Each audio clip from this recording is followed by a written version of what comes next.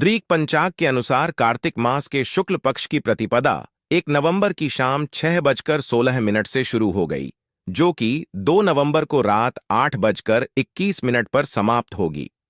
दोस्तों, आज मैं आप लोगों को गोवर्धन पूजा संबंधित संपूर्ण जानकारी बताऊंगा और इस वीडियो में बताऊंगा कि गोवर्धन पूजा के दिन हमें गौमाता को क्या खिलाने से हमारे घर में धन की प्राप्ति होती है तथा गोवर्धन पूजा संबंधी संपूर्ण जानकारी इस वीडियो में बताऊंगा।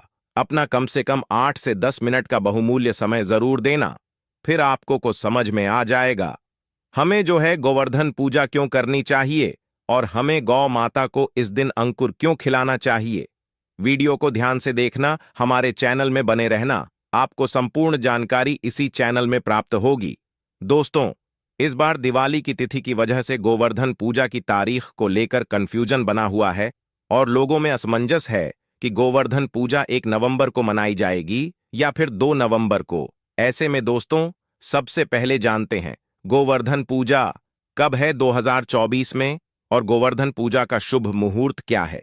हर साल कार्तिक माह के शुक्ल पक्ष की प्रतिपदा तिथि के दिन गोवर्धन पूजा होती है और इस दिन घरों में गोबर से गोवर्धन पर्वत यानी गिरिराज जी महाराज बनाए जाते हैं। फिर उनका विधि विधान से पूजन होता है। यह पर्व दिवाली के अगले दिन अमावस्या तिथि समाप्त होने के बाद प्रतिपदा तिथि में मनाया जाता है। वैदिक पंचांग के अनुसार इस साल कार्तिक माह के शुक्ल पक्ष की प्रतिपदा तिथि गोवर्धन पूजा 2 नवंबर 2024 शनिवार के दिन मनाई जाएगी। देखो दोस्तों, गोवर्धन पूजा के दिन भगवान श्री कृष्ण और गोवर्धन पर्वत और गायों की पूजा की जाती है। गोवर्धन पूजा में अन्नकूट का भी बहुत ही महत्व है। जी हां, गोवर्धन पूजा में अन्नकूट का बहुत बड़ा महत्व है।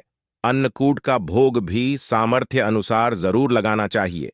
कहीं कहीं लोग मूंग दाल और बाजरे को मिलाकर के खिचड़ी बनाते हैं, तो कहीं कहीं अन्नकूट में भगवान श्री कृष्ण को 5 भोग का प्रसाद भी लगाया जाता है।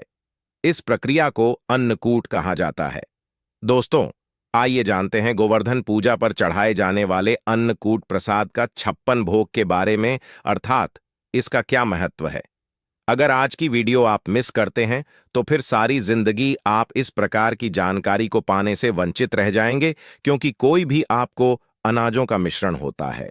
तरह तरह के पकवानों से भगवान की पूजा की जाती है। इस प्रसाद को अलग अलग बांटने की बजाय इकट्ठा बांटा जाता है। इस मिश्रण का स्वाद निराला होता है। भगवान ने इस अन्नकूट के प्रसाद में कई सारी सब्जी को मिलाकर के देखिए। भगवान का इस प्रकार का जो प्रसाद है, इसमें कई प्रकार की सब्जी को मिलाकर के आप मिक्स कर सकते हैं, जैसे कड़ी है, चावल है, पूरी है, रोटी है, मूंग की खिचड़ी है, बाजरा है, हलवा है। सामर्थ्य के अनुसार जो भी आपसे बने भगवान के प्रसाद में इस प्रकार की चीजों को मिलाकर के भगवान को भोग लगा सकते हैं।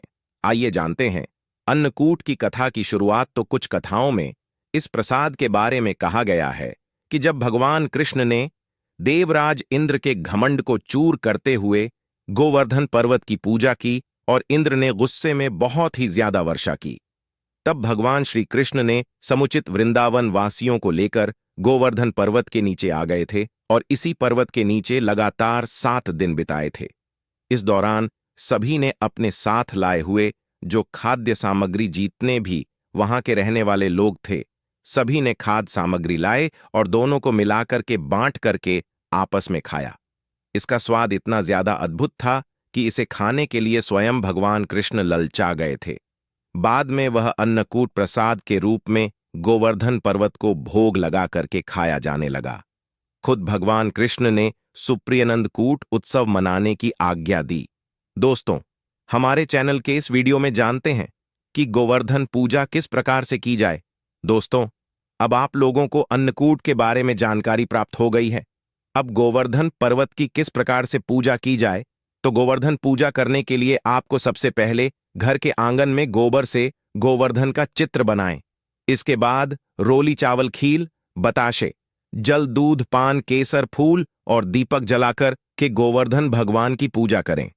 कहा जाता है कि इस दिन विधि विधान से सच्चे दिल से गोवर्धन भगवान की पूजा करने से साल भर भगवान श्री कृष्ण की कृपा बनी रहती है।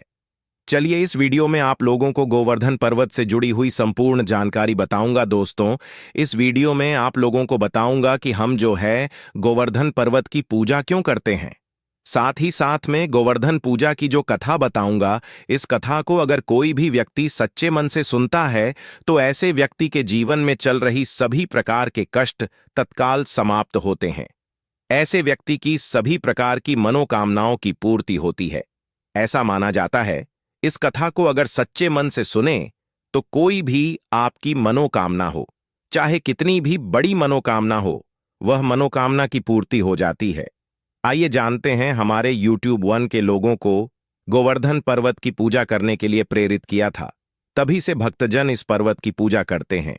तो आज भी ऐसी मान्यता है कि मथुरा के पास में स्थिति जो गोवर्धन पर्वत है, इनकी पूजा करने से दोस्तों की सभी मनोकामनाओं की पूर्ति होती है। यहां से कोई भी खाली नहीं लौटता। इसी वजह से यहां हमेशा ही दोस्तों का देखना जो गोवर्धन पर्वत है, वहां पर काफी भीड़ लगी रहती है। तो आइए इस वीडियो में जानते हैं वास्तव में हम जो गोवर्धन पूजा किस प्रकार से घर में निर्मित करते हैं। सभी दर्शकों को जानकारी प्राप्त हो चुकी है। अब इनकी पूजा क्यों होती, महत्वपूर्ण कार्य के लिए जा रहे हैं और अचानक ही गौ माता आपके रास्ते में आ जाती है तो वह कार्य निश्चित ही सफल हो जाता है। किसी भी यात्रा पर निकलते समय अगर गौ माता के दर्शन हो जाए तो वह यात्रा सुखपूर्वक पूर्ण हो जाती है, इसमें संशय नहीं है। ज्योतिष शास्त्र के अनुसार कुंडली में यदि पितृदोष होता है तो अन्य उपायों के साथ साथ गौ माता को प्रतिदिन रोटी और घास खिलाने से लाभ होता है और पितृदोष से मुक्ति मिलती है। इसी तरह कुंडली में यदि क्षण की 7.5 या महादशा है तो हर शनिवार और अमावस्या को काले रंग की गाय को घास या रोटी खिलाएं और उसकी पूजा करें। इससे शनि दोष कम होता है। गौमूत्र यानी कि गाय का मूत्र बहुत ही उपयोगी, पवित्र और स्वास्थ्य की दृष्टि से अत्यंत हितकारी होता है। आध्यात्मिक दृष्टि से तो गौमूत्र का महत्व है ही, साथ ही वैज्ञानिक और स्वास्थ्य की दृष्टि से भी गौमूत्र के बहुत से लाभ बताए गए हैं। गौमूत्र में बहुत से खनिज पदार्थ और स्वास्थ्यवर्धक तत्व होते हैं जो हमारे शरीर की शुद्धि करते हैं और बहुत से रोगों से भी बचाते हैं। साथ ही गौमूत्र छिड़कने से वातावरण में शुद्धता और पवित्रता व्याप्त हो जाती है। इसीलिए हमारे शास्त्रों में शरीर को निरोगी रखने के लिए प्रतिदिन गौमूत्र का सेवन करने तथा घर में गौमूत्र छिड़कने के लिए कहा गए। कुंडली में शुक्र ग्रह की स्थिति को मजबूत करने के लिए ज्योतिष शास्त्र के अनुसार सुबह के भोजन में सबसे पहली रोटी निकालकर एक सफेद गाय को खिलाना शुभ माना जाता है।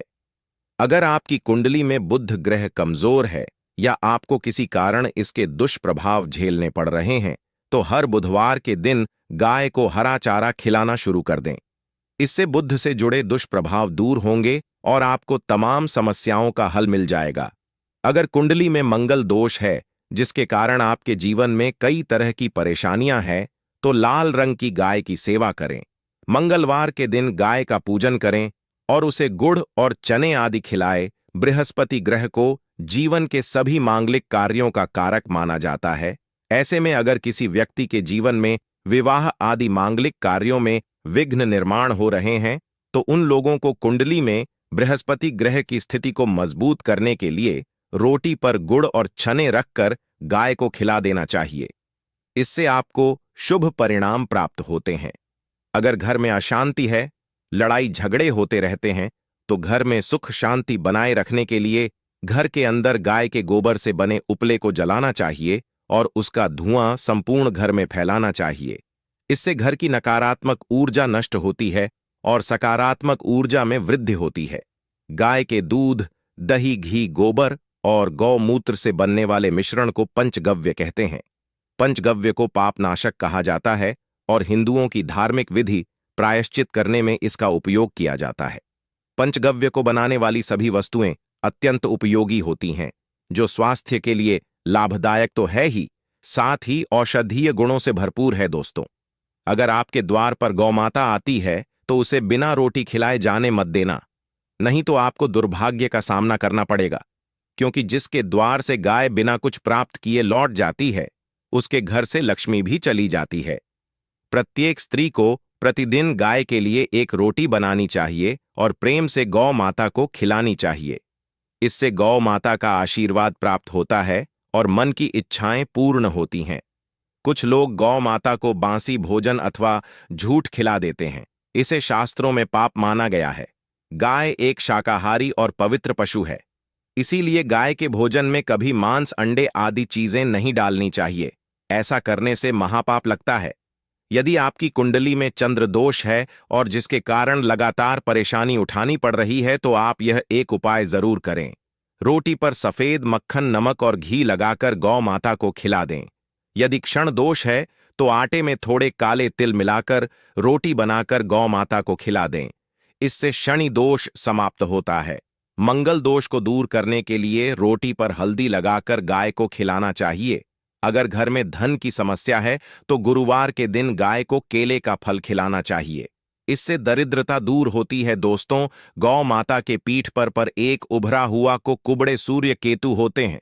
जब भी आपके द्वार पर गौ माता पधारे, आप इसको कुबड़े। इससे आपके जीवन से सभी दुखों का अंत होगा और धन संपत्ति की प्राप्ति होगी। शास्त्रों में कहा गया है, जो मनुष्य तन मन धन से गौ माता की सेवा करता है, वह मृत्यु के बाद वैतरणी नदी को गौ माता की पूंछ पकड़कर पार कर लेता है। उस व्यक्ति की अकाल मृत्यु नहीं होती है और उसे मोक्ष की प्राप्ति होती है। जिस व्यक्ति के भाग्य की रेखा सोई हुई है, अगर वह व्यक्ति अपनी हथेली पर गुड़ रखकर गौ माता की जीभ से चटाता है, तो उसकी सोई हुई भाग्य रेखा खुल जाती है और उसका दुर्भाग्य सौभाग्य में परिवर्तित हो जाता है। तो दोस्तों, इस प्रकार से आप सभी गौ माता की सेवा जरूर करें। उम्मीद है आपको यह जानकारी अच्छी लगी होगी। वीडियो को लाइक जरूर करें और कमेंट में जय गौ माता और जय श्री कृष्ण जरूर लिखें।